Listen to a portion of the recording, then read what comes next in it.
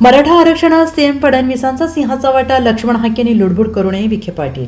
मनोज जरांगे पाटील यांनी गेल्या 5 दिवसांपासून सुरू केलेल्या उपोषणाला अखेर यश आलेलं आहे. सरकारने त्यांच्या मागण्या मान्य करत GR काढले. 5 दिवसांपासून मुंबईत ठाण मांडून बसलेल्या आणि राज्यभरात आरक्षण आंदोलनाकडे लक्ष असलेल्या मराठा बांधवांनी विजयाचा गुलाल उधळलाय. सरकारने काढलेले GR मान्य करत जरांगे यांनी आपले बेमुदत उपोषण मागे घेतले. त्यानंतर राजकीय वर्तुळात घडामोडींना वेग आलाय.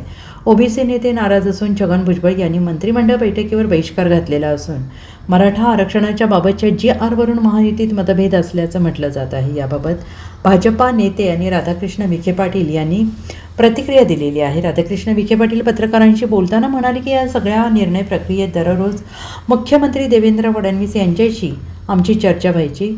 नव्या GRमुळे निर्माण होणारे कायदेशीर प्रश्न आणि पर्यायांबाबत आम्ही मुख्यमंत्री फडणवीस यांच्याशी चर्चा करायचो आणि याबाबत सातत्यानं आम्हाला त्यांचे मार्गदर्शन लाभले.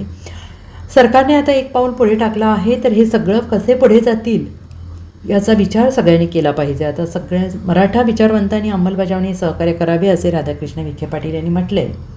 मला व्यक्तिगत समाधान आहे ते, परंतु तर म्हणजे येथे शिल्पकलेवर पुण्याची आमचे नेते आणि लोकप्रिय मुख्यमंत्री मान्य देवलेली आहे. कोणताही निर्णय करताना त्याला एक फार मोठं पाठबळ लागतं. त्यामुळे या सगळ्या निर्णय प्रक्रियेमध्ये सातत्यानं किमान रोज माननीय मुख्यमंत्र्यांसमोर चर्चा व्हायची. काय निवार काय कायदेशीर प्रश्न निर्माण होत राहतात, त्याला त्यासाठी पर्याय काय आहे, या विषयाबद्दल सातत्यानं त्यांचं मार्गदर्शन लागलं.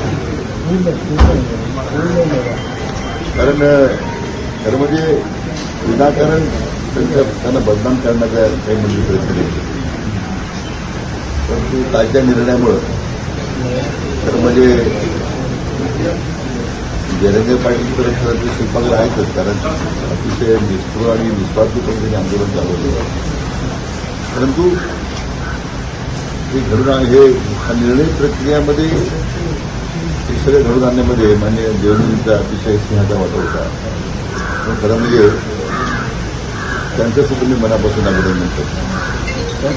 आरोप होता आहे, तर लक्ष्मण हाके असं म्हणत आहे की उपसमितीला आरक्षणाचं ABCD पण माहिती नाही आहे, कुठेतरी बायस पद्धतीनं उपसमितीनं काम केलेलं आहे.